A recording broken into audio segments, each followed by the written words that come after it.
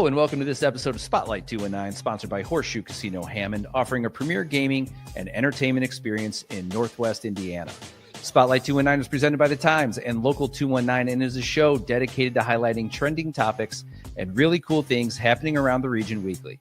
We have a packed episode for you today as we are joined with Dave Hellwege from Off Square Brewing to talk about their annual Beer, Bacon, and Bourbon Fest happening at Bulldog Park this weekend. Linsey Carrigan from the Humane Indiana to talk about being the charity of choice for this year's Pints in the Park, also happening next weekend, August 23rd. And Time Sports Writer Grace Opinker to tease what she's been going into and working on heading into this year's high school football season.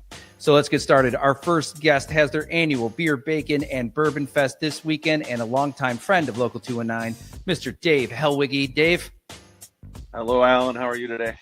Good. What are we brewing today? Anything fun?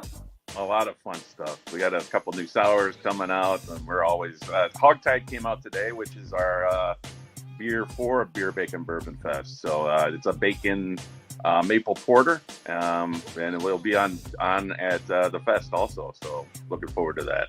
Well, it sounds delicious. Let's talk a little bit about the event this weekend. You've been starting it since 2019, which probably feels like yesterday. For sure. And so tell us, what do you have planned for everybody? How many vendors? What can they expect? It runs from 5:30 to 9:30. 5:30 to 6:30 is our VIP, which is completely sold out. We will have tickets are still on sale for the general admission, and we will have tickets. Granted, they don't sell out before Saturday at the door. Also, we have over 40 vendors. We do unlimited sampling of beer, bourbon, wine, other spirits. So if you don't like beer, if you don't like wine, if you don't like bourbon, I can't help you. But come on out and you can. We have something you'll enjoy. We also are offering food. We are the food supplier for the event. We're smoking some pork, some brisket, burgers, tacos. So come out, eat, drink, and have fun. Awesome. For someone who's never been to one before, or maybe is kind of new to even the beer fest scene in a way, what can people expect? We try to be brewery centric, but we do have a lot of brands from our distributors also. But like I said, we have 40 vendors. Everybody has a booth. They have offerings from their establishments. You go in and you try anything you want. We have two bands also. Dirtborn is opening up, and then Naughty finishes the night. And so if anyone's been to Bulldog Park, they have a great amphitheater, and it turns out to be a great day all along. So that's basically, in a nutshell. You get to try a variety of things that maybe you've never tried before, but it's always a great time. Heck yeah, I think that's one of my favorite parts about being able to kind of dive into something like that is you get a chance to try so much stuff, and to add the food element with the bourbon, game over. Yeah, it's a good time. So for people, you mentioned maybe getting tickets at the door, but how else can people kind of lock in for tickets? You can go online to our website, which is offsquarebrewing.com, and there is a link to buy the tickets there. So you can it's through On Tap Tickets. But that's if you want to get them beforehand, that's the easiest way to do it. I also want to mention we do a charity every year. This year's charity is it's called New Leash on Life. It's going to be a new no-kill shelter in Crown Point. It's not open yet, but we will donate part of the proceeds to them. And they also are bringing a bunch of. If you're a bourbon fan, come on out. They're bringing a bunch of rare bourbons, and the silent auctions will be for different bourbons and different spirits that they're very hard to get. So it's a worthwhile cause, and I hope people will help out with that. Awesome. I've been joking about this for a while now when we promote an event like this, but we should be sponsored by Uber so people can drive responsibly, especially at something like this. Is awesome. So, well, Dave, thank you for joining. Really appreciate it. I'm sure I'll see you in the tap room when I'm picking up my 4-pack of Tropic Thunder for my wife. It's one of her favorite beers. And great patio over there too, by the way. So keep up the good work, man. Pet friendly, and come on out. And while the summer's still going, it's lovely. Heck yeah. All right. Well, thanks, Dave. Thanks for joining, man. Good luck. So before we continue, let's hear a quick word from our sponsor.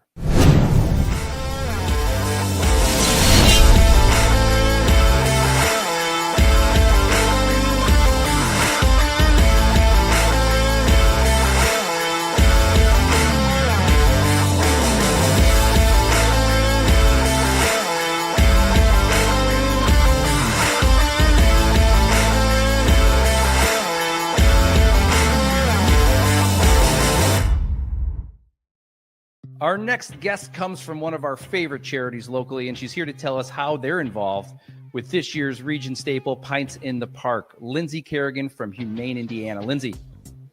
Hey, how are you? Good. Are you calling from your home office? Yes. So thanks for joining us. You are a member of the Humane Indiana. That is where you do a lot of stuff. If you can, fill people in a little bit about that effort and that nonprofit. Yeah, so Humane Indiana is a multi-entity animal welfare organization. We do have an animal shelter located in Munster for cats and dogs. There is a low-cost clinic that's attached to that, so spay and neuter vaccinations there. We have our wildlife rehab out in Val, injured or orphaned wildlife, and then rehabs them and releases them when possible. So cool. I got a chance to go to your guys' gala this year. And the fact that you get a chance to interact with all these animals, you can adopt a dog, you can adopt a cat, you can interact with owls it's just you guys do so much cool stuff there. Absolutely. So we're here to talk about you are the charity of choice for Pints in the Park. It's a beer fest, August 23rd. Jeff Dedlow, friend of Local 219 and the Times, is the organizer. Can you talk a little bit about the event and why you're excited to partner with them? Yeah, absolutely. So this is the 11th annual Pints in the Park. We have been chosen several times to be their charity. So Jeff lets us have a booth there. We do the pretzel necklaces. We do a raffle. We have exclusive t-shirts there. It's a really fun event. There's over 100 different beers and spirits that are available for you to try. It's always a really good time. Yeah, it is fun. And Wicker, it's still at Wicker, right? Correct. Yep, in the social center. Oh, it's such a cool environment there too. Wicker Park's a cool place to go hang out so I love that. It is August 23rd.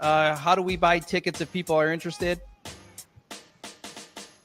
Yeah, so you can go either grab them at the door or pintsinthepark.net. You can grab your tickets there as well. And they do have a designated driver ticket if you're not going to be drinking.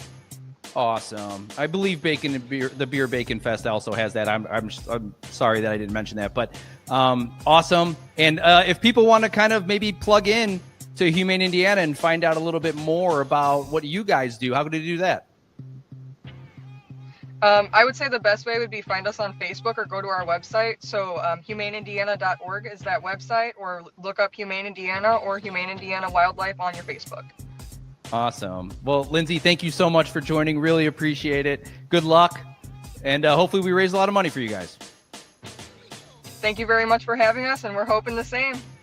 All right. Awesome, Linsey. Thanks. So our next guest is one of my favorite reoccurring personalities on the show, and she's here to give us a little preview of the high school football season happening, I think, starting in 2 weeks. Here is Times sports writer Grace Opinker. Grace. Hey, Alan. Thanks so much for having me. You look a little darker. I think that vacation really paid off for you. I mean, as long as you recognize it, then I know I got some sun. Awesome. So we're here to talk some football. It's brewing. I know that we're in 2 days. We're preparing for the year. Region's excited. Oh, yeah. It's probably the biggest sport in the region overall, correct? By far, for our coverage at least, football is the #1 sport of the year. So it's been a little hectic getting previews done and figuring out who's returning, who the top newcomers are. But we're pretty excited to see how the season goes. Heck yeah. So let's talk about it. You got an article, I believe, coming out in the next couple days. Previewing some of the conferences. One of those conferences is the NCC. Can you talk a little bit about what you're expecting there? Yes, so that article will run this upcoming Monday and highlight every team in the Northwest Crossroads Conference for those who weren't aware, last year, Andrean, Hanover Central, and Hobart had a three-way tie for first place in the conference. They all finished 5-1.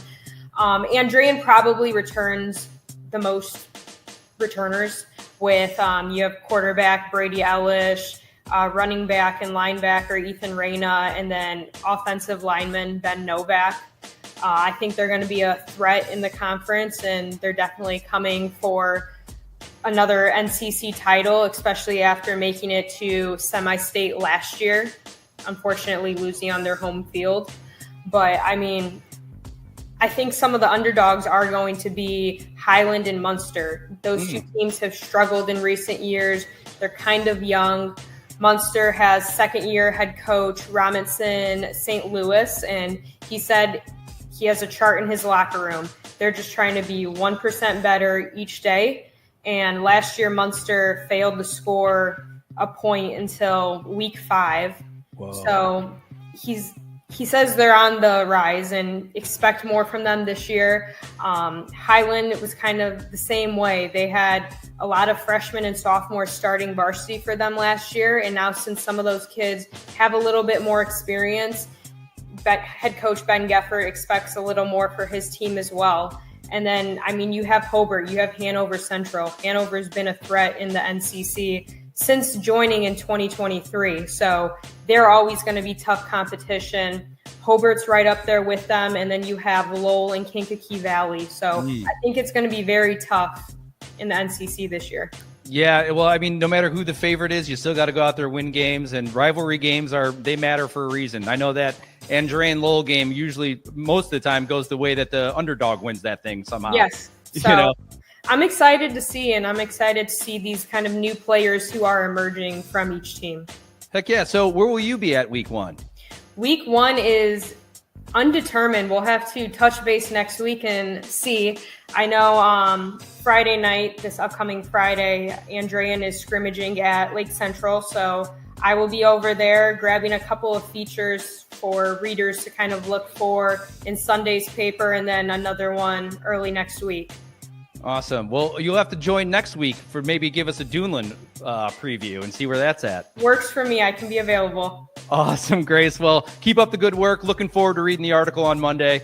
And I'm sure I'll see you around the football field a little bit too before. Of course. Awesome, Grace. Thank you. Yep.